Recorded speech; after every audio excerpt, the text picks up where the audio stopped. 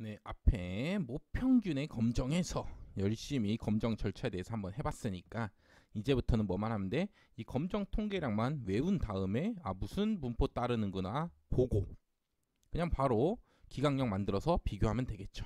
그쵸? 그래서 모평균 차이를 검정해야 되는데 A 집단 서울 시민들의 월급 평균이랑 경기도 지역에 사는 사람들의 월급 평균이 같냐 아니면은 다르냐 이거를 검정하고 싶다고 되시죠. 그럼 두 평균의 차이에 대한 구간 추정 저희가 해봤잖아. 그쵸? 요거에 대한 점 추정치로 벌써 표본 서울 지역의 표본 평균 그 다음에 요거에 대한 점 추정치로 벌써 경기도 지역에 대한 표본 평균 갖다 써주면 되잖아. 되시죠? 자, 그렇게 해서 요 차이를 알아보고 싶다고. 이 차이가 있냐? 이 차이가 빵이냐? 아니면 빵이 아니냐? 0이냐? 0이 아니냐를 보면 되는 거 아니야. 그쵸? 그럼 요 표본 평균끼리 뺀 값은 요 표본 평균끼리 뺀 값도 당연히 뭘 따라? 정규 분포를 따르고. 그쵸? 뭐 특정한 경우에 모평균끼리 뺀 값.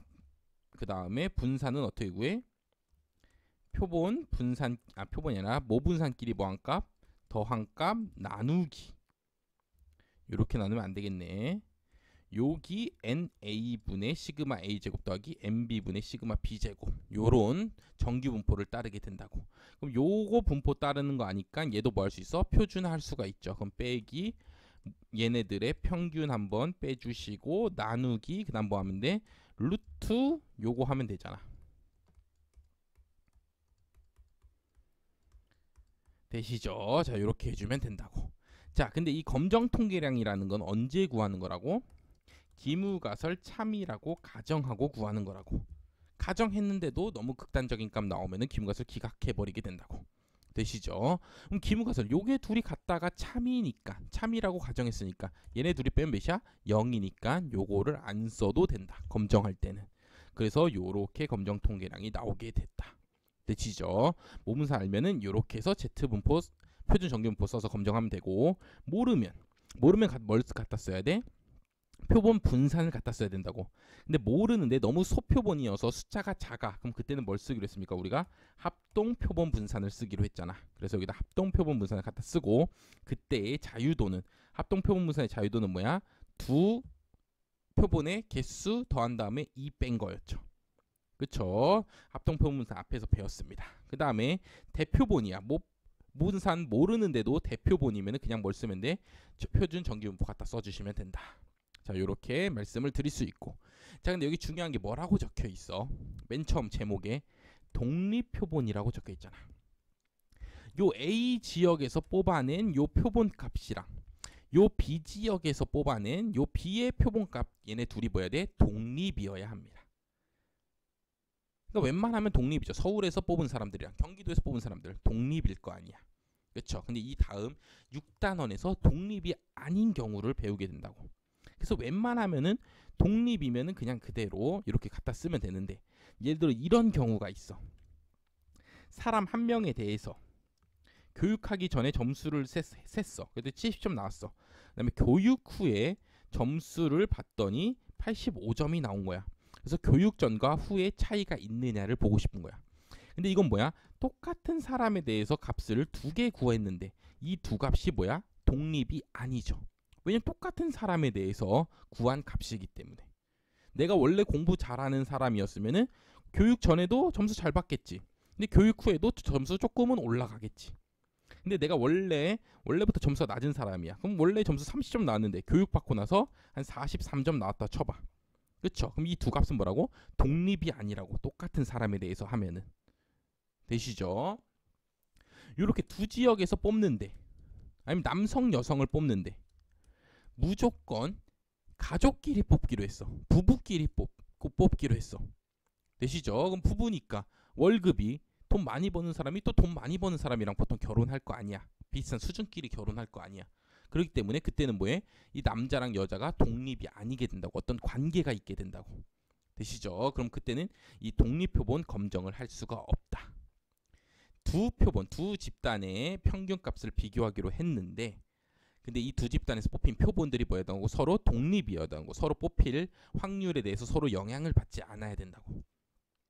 근데 많이 보는 사례로 시험 문제 많이 나오는 사례는 뭐야? 한 명에 대해서 교육하거나 아니면 치료하거나 해갖고 어떤 수치를 재봤어. 그럼 그때는 그 한 사람에 대해서 조사한 거기 때문에 뭐해? 독립이 아니게 됩니다. 그때는 요 다음 단원 6단원에서 배울 대응 표본에 대한 검정을 해줘야 됩니다. 되시죠? 그럼 요거는 그냥 일반적인 독립 표본일 때는 그냥 요렇게 검정하면 되고, 그래서 요때의 T 검정을 독립 T 검정이라고 부릅니다. 그래서 요 말까지만 좀 기억을 해주시기 바라겠습니다.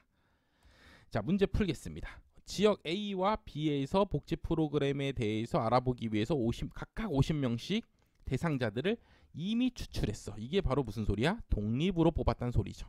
그렇죠? A에서도 랜덤으로, B에서도 랜덤으로 뽑았다는 소리죠.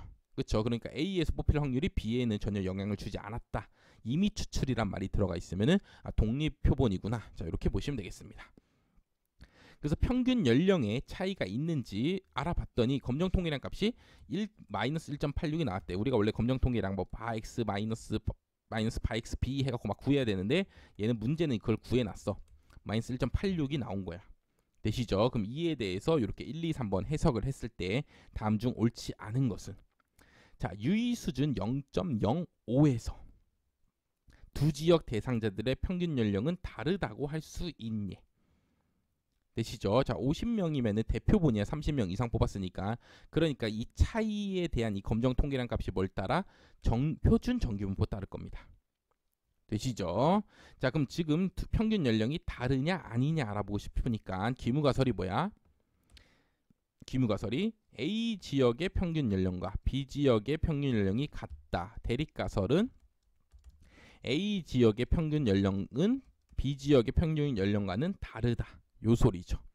자, 그럼 이렇게 해서 검정 통계량 구해서 이 Z분포 만들었으니까 표준 정규분포 입장에서 보면은, 자, 이건 무슨 검정입니까?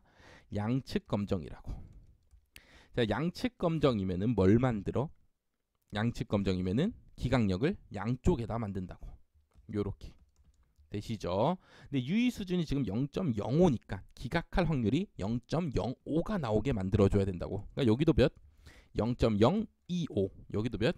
0.025가 되게 이렇게 0.05를 둘씩 나눠줘서 기각력을 만들어줘야 됩니다.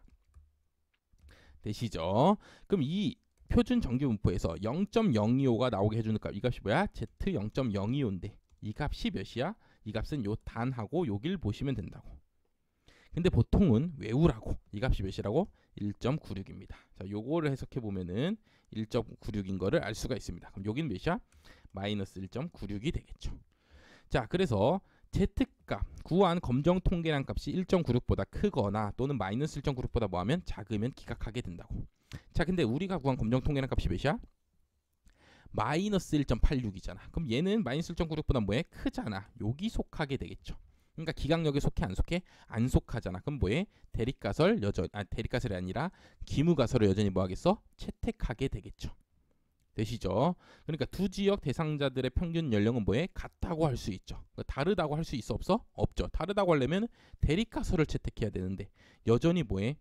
얘는 검정 통계량 값이 기각력에 안 속하잖아. 그럼 뭐해? 여전히 기무가설이 맞는 거잖아. 그러니까 다르다고 할 수 있어 없어? 없겠죠. 그래서 옳지 않은 건 몇 번? 1번.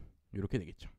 당연히 2번, 3번도 뭐 해봐야 돼? 구분을 해보시면 되겠습니다. 자, 근데 3번은 조심한 게 뭐야? 낮다고 할 수 있냐며.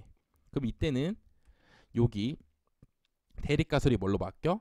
A 지역이 낮냐니까 요렇게 바뀌겠죠. 그럼 이제는 양측 검정이 아니라 무슨 검정이 돼? 단측 검정이 되겠죠. 그럼 낮다니까 어느 쪽만? 여기 마이너스인 쪽. 여기 뭐? 큰일 났다. 자, 여기 뭐? 마이너스인 쪽에서만 뭘 만들면 돼? 기각력을 만들어주면 되겠죠. 되시죠? 그럼 여기에다가 유의 수준 0.05를 쓸 거니까 여기다 다 0.05를 다 뭐 하면 돼? 몰빵해주면 되겠죠. 양측 검정이 아니니까 양측 검정은 나눠주고 단측 검정일 때는 여기다가 0.05를 다 갖다 적어주면 된다고. 자, 그럼 이 값을 구해보면 어떻게 돼? 이 값은 자, 요렇게 해서 여기가 0.05 나오게 해주는 요 값이 뭐야? Z 0.05라고. 이 값은 1.645입니다. 되시죠? 그럼 여기 값이 몇이야? 마이너스 1.645겠죠. 그래서 내가 구한 검정 통계량이 뭐해? 마이너스 1.645보다 뭐하면 작으면 뭐해? 기무가설 기각하게 된다고. 자, 근데 내가 구한 검정 통계량 값이 몇이야? 마이너스 1.86이잖아. 그럼 마이너스 1.645 여기 속하네. 기각력에 속하네. 그럼 그때는 뭐해? 대립가설을 채택하게 되죠. 기무가설을 기각하고. 되시죠? 그럼 A지역 대상자들은 B지역보다 낮다고 할 수 있어 없어? 있는 거죠. 이거는 같다고. 이건 낮다니까. 이제는 기각력에 속해버리니까 그때는 뭐해? 대립가설 채택하게 되니까 낮다고 할 수 있다. 그러니까 3번은 맞는 말이다. 자, 아무튼 이런 식으로 한번 2번도 한번 해보시기를 바라겠습니다. 자, 밑에 2번 뭐 2번은 뭐 이거 이게 줄 필요도 없네. 2번은 뭐 이거 안 지우고도 풀 수 있는 문제니까. 자, 다음 상황에 대한 검정 방법의 옳고 그름을 판단해보라. 새로 개발된 약을 알아보려고 20명을 10명 10명씩 나눴어. 되시죠? A그룹에도 10명, B그룹에도 10명 요렇게 보냈다고. 그래서 A그룹에는 약 주고 B그룹에는 약 안 줬어. 그쵸? 그걸 플라시보 효과를 하죠. 뭐 상식적으로. 자, 그래서 비교해 보려고 한다. 자, A그룹과 B그룹의 혈당량을 비교하려고 그래. 그럼 A랑 B는 뭐야? 전혀 다른 사람들이잖아. 그렇죠? 독립표본이라고 무작위로 그냥 나눠버린 거니까 서로 독립표본끼리 비교하고 싶으니까 독립T 검정해도 되죠. 근데 2번은 보십시오. A그룹 내에서 이 10명에 대해서 약 복용 전과 후의 혈당량 수치를 비교하고 싶어. 그럼 이건 똑같은 10명에 대해서 수치가 있을 거 아니야. 이 두 값이 뭐해? 쌍으로 존재할 거 아니야. 1번 사람에 대해서도 복용 전, 복용 후. 2번 사람에 대해서도 복용 전, 복용 후. 이렇게 값이 있을 거 아니야. 그럼 이 값과 이 값은 뭐해? 서로 독립이 아니라고. 왜냐면 똑같은 사람에 대해서 실험한 거니까 독립이 아니야? 아니게 되겠죠.